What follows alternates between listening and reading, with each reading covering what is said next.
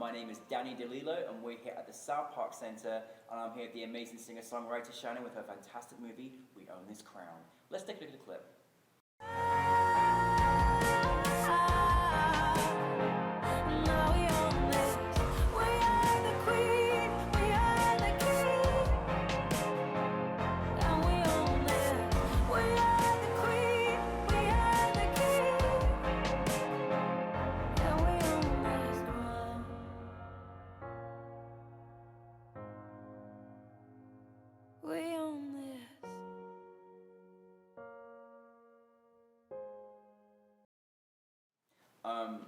Thank you for being here. Thank you for having me. This is amazing. It is amazing. It really You're is. amazing. Honestly, like, I just love, I mean, your voice is incredible, Thank the lyrics, you. but this music video was so powerful.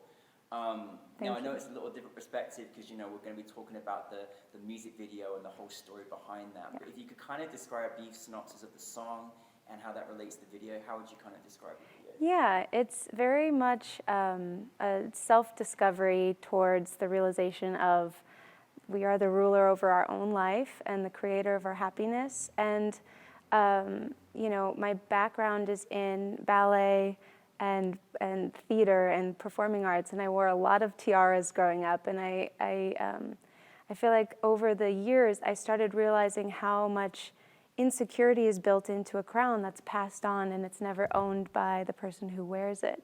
And so this for me was like, I wanted to build my own crown. I didn't want to wait for somebody else to, you know, place it on my head. I didn't want other people to think that they couldn't have a crown because I had a crown. Yeah. So at the end, it's like a nice reveal to show the crown doesn't have to look like a sparkly tiara, and it doesn't have to be better than someone else's. We're all kind of created equal in the sense that we're the rulers over our own life, and that looks different. And for every single human, it's a really powerful thing when you realize that you are the ruler over your own life. And that was the heart of the song. That was the heart of when I write, I see what I'm writing. So I really saw like a self-coronation that didn't involve anyone else. It wasn't like I had to be crowned queen over the world. It was like I wanted to make sure that everybody felt like this magical journey towards self-discovery. Oh my, we just need to keep you in our worlds to get us inspired. No, when I watched it for the first time, I was having a rough day, and then I watched it, and I felt so inspired. I actually went and did something I was putting off forever. I love it. And, you know, and also just significance of just, you know, everyone's a king, everyone's a queen, you know, of their own destiny. Right. And that, you know, it doesn't matter if you're royalty or whatever, you're in control of your world. And I felt that significance was so wonderful. Right. Because, you know, I think sometimes we just think things aren't attainable, we can't reach, and we had the power, right? Everything's in here. And so that was kind of the basis of even coming up with my stage name, Empress. You know, my music attorney, when I first told him, I was like, do you like the name? He goes, I hate it. I was like, I was looking for a strong reaction, you know, but he took it as, you want to rule over the rest of the world. And I took it as, I'm finally in the driver's seat over my of my life. I own the car, and I'm paving my own path. This feels right for me, and then I can hopefully inspire other people to do that in whatever parallel lane that they live in, because there's enough room for us all to succeed, and for me to kind of make sure that everybody else knows that they can be their own ruler, you know? So, because we're in a very unique perspective of new filmmakers, you don't often get the singer, songwriter, and the creator of this whole project, which is really fantastic. And you know, I know our audience would love to hear about it too. What comes first? Like, is it lyrics? You know, did lyrics come first in this? Was it, you know, the thoughts in your head? How does? So I was watching a television series called Versailles, and I was watching all this drama based in this crown. It's like this. Everyone wanted something from the crown, right? And it's this thing that if you look into history, the crown is never owned by the monarch who wears it. It's owned by the kingdom. And so they could be taken away at any time, or passed on to the next person if somebody doesn't like you, if it could go really sideways. And so there's so much insecurity that's built into a crown. I thought, then when I started going and watching The Crown, and the opening scene where there's this like crown being made, I thought, wow, that would be really interesting if, like, how the world would look if you created this crown out of all the things that you loved. So everything that you appreciate in life is like a gemstone that you're like, actually putting together into this thing, and it grows and it's continuous, and it's like this, beautiful life story of a crown being made. And then my entire career as a performing artist was based on waiting on other people to notice me, cast me, and it was always based on someone else's idea of what was great or not great, and so you kind of lose a little bit of that empowerment that should be within us all, but we put it outside of us a lot of times. So this story really came from trying to figure out how the world would look if we all owned our own crown, and if we didn't need something from anyone else, like how that would change our relationships, and how the world would sort of shift from greed into, I have everything I need within myself, what can I do for others? And that self-love that you have for yourself could be projected out onto other relationships, and how that would really change the world.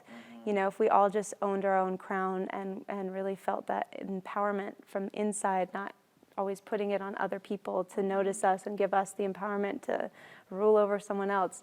So it's really, that was kind of the idea of the story. And then while writing the song, it was like, it just sort of comes sometimes. Like, it was a half an hour writing session, which it's insane. It just like, somehow I felt like I was channeling the whole time. I wasn't even trying to write a song that day. It just sort of came, and it was amazing. Oh, wow.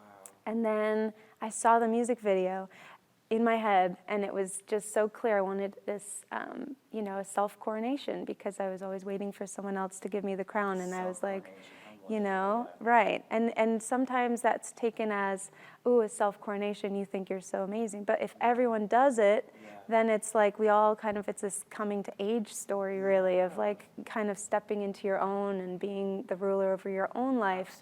And not worrying about anyone else and what they think. So it's the first time in my career where I've had the creative freedom to do everything. Because when you're a ballerina, I was in San Francisco Ballet for 11 years, you're given this opportunity where you feel like you're in control, but somebody else is dressing you, someone else is giving you the steps, someone else is lighting you. Like, for me, I've always been given the materials, but I'm like the car and somebody else is steering it in a way. So as an artist, there's only like, you can only go so far.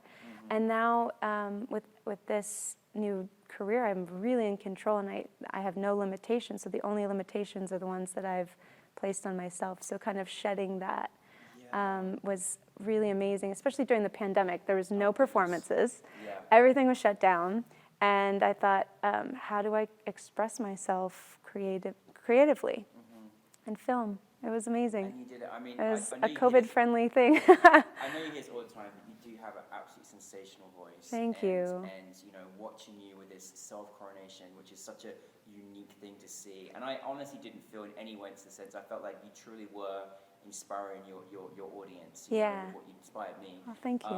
And I think it's such a wonderful thing to feel that kind of self-assured confidence of like, I can do this. I'm in control of my life, my destiny. Now, I loved the way that was shot. I loved the way we just flowed through your emotions with the tone of the music, the song. It was so eloquent. It was just beautiful. Thank you. How was that experience for you being part of that? Because it was very much all on you and your eyes. Yeah. And of course, you had an extra beautiful touch at the end, which you really celebrated everybody. Yeah. And and how you tied in what you just said about self-coronation into everyone around us. Yeah, totally. It was a really cool thing. The space really changed everything for us. I had always imagined it there's this building in San Francisco called the St. Joseph's Art Society. Ken Folk designed it, and it's like Alice in Wonderland. It's just larger than life, and it's amazingly, everything in it is just exquisite and special and unique and ornate. And I thought, oh, it'd be so fun to do it there. I always saw it there. And, you know, during the pandemic, it was shut down to the public, and I had one contact, and I just randomly reached out to her and asked if it would be possible to do a video there. And they were so excited. And it was literally the blip in time that was like perfect, because they, I mean, are always booked up with weddings. I mean, there was no way that I was ever going to get into that place and film for a few days, you know, and do photo shoots and do all these things. It was shut down for months. And so we had the entire place to ourselves. They were so generous, so welcoming.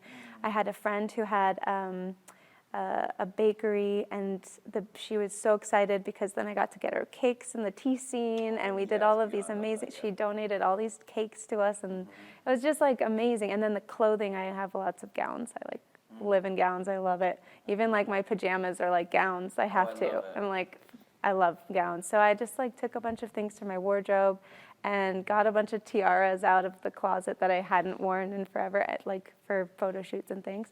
And it just like came together really pretty naturally. The one thing that I had always envisioned was the 4 temperaments. I wanted them to be different people. Yeah, I love that part. But it actually turned out to be really interesting that it was me as the 4 temperaments. So it was really just like, because we all have pieces of all 4 of the you know, personality types within us, and they come out. Some are more dominant than others. But imagining like a very balanced crown, I thought how unique it would be to have 4 temperaments give a stone so that the crown could be built with these, you know, 4 temperaments being in perfect harmony with each other. And so it was I don't know, that just came together beautifully, and it was so unexpected because everything was closed down. I couldn't get a cast, you know. I had one body double, which you know, was amazing, and we did like COVID tests and quarantined and the whole thing, and then we were safe, and then we could film together, and it was really fun. It was just the 2 of us, and then the camera crew, and it was just amazing. Oh my goodness, and I think also the evolvement of the, you know, the evolving we have through life, through different, you know, times in our life and experience. I thought that really tied into sort of, you know, how I was thinking about it. And you know, I love this kind of like almost dreamlike sequence that it felt, but that your dreams become reality. Right. You know? Yes. I've always been a big dreamer. Like I knew when I was 7 years old what I wanted to be. My mom was like, you can dream to be whatever you want to be. And you know, I was like, okay, a ballerina, a singer, and an actress. It was like those 3 things, and that's all I've ever done. And I'm so grateful that it's actually happened, because the odds of you actually becoming a ballerina I was from Lake Tahoe, very small, and then going to Broadway from the ballet where we don't sing, and even having a voice at all was like a sort of fluke in a way. So I'm really grateful that, I mean, my 7-year-old self is definitely living her childhood dream. That's great. Yeah. I really love it. I mean, you've accomplished so much in your career, and I think when you really know in your heart where you want to go and where you want to head, and you just continue to keep battling through, break down. I mean, you've earned this because, you know, you've worked hard to get there, and it's hard work. Yeah. And discipline, being a ballerina, and all of that comes with it. You've learned so much throughout your career, right? But it's so it makes me very excited to see what is next. What in is your next? vicinity, what's going on? So much. So I spent a year with my songwriting partner from New York, Alex Forbes, and she and I wrote a book with 18 songs original songs that we wrote. So we put it all together, and it's become this really fabulous book. So we're gonna be kind of publishing that in the next year or so, which I'm really excited about. I know, it's really good. It's so that's there. There's a ballet comedy series that I'm working on, which is really fun. That one fell into my lap a little bit. So that's going to be, I don't know when that you know, TV, it takes forever. But that's going to be a really fun project because it kind of writes itself. Yeah. You know, it's been done so many times in a dark, dramatic sort of way, but ballet is dark and dramatic in so many ways. So it's like black on black, you're like, you need a little contrast. So I think the comedy is going to be really fun. That's so great. Yeah. And of course, got the absolute experience to be able to lead the They way. write themselves. The stories really, if you can look at it, I was always the class clown, I guess you could say. So you have to frame everything, even if it's really dark, as a comedy just to get through it sometimes. And I tell you, it writes itself. It's going to be really funny. Well, I'm so happy that you're part of New Filmmakers Los Angeles, and it's been so nice to show your video and your talent on the big screen after so long of not being able to do that. I love that you mentioned about your 7-year-old self, and just in closing thoughts, if you go back to your 7-year-old self or anyone that's aspiring to follow in your footsteps, how would you kind of go back to tell yourself, or go back to tell any other emerging filmmakers the same way, or artists? Yeah, I love that question so much. I say, I always think dreaming big. My mom always told me, dream big. And then my adult version, after learning, that dreams really can come true. If you know where you're going, if you have that target, it can be vague at first. If it's really far away, you won't see all the details, but the closer you get to it, the more details will, it's like I wanted to be a ballerina. Where do I want to be a ballerina? I don't know at 7 years old what that means. And then at 14, I was like, San Francisco Ballet is where I want to be. And so that's kind of, you find your way, but you have a direction that you're going. So have a dream. And then the adult version of that is ask yourself if you're dreaming big enough, because you're the only one that's going to do the dreaming, and anything's possible if you really, really put your mind and effort and think big. It's all possible, but ask yourself if you're thinking big enough. That's something that I live by. Enough, actually. Right. Yeah. And I think especially for us ladies, it's like we're just starting to come into our own. Women are just starting to be badass women, and it's just a really exciting time. But asking ourselves, is this enough? Can I do more? Is there a bigger dream that could be fulfilled within this dream? And then just keep on going from there, because the sky's the limit. Ooh, I got chills on my shoulder. That was so beautiful and so important to share, and I'm so glad we're in this room experiencing your wonderful words, and everybody else out there as well. But Shannon, thank you so much. Thank you. Really thank you for bringing your work to us, and we'll be following you forever with all your greatness. So thank you very much. Thank you so much for having me.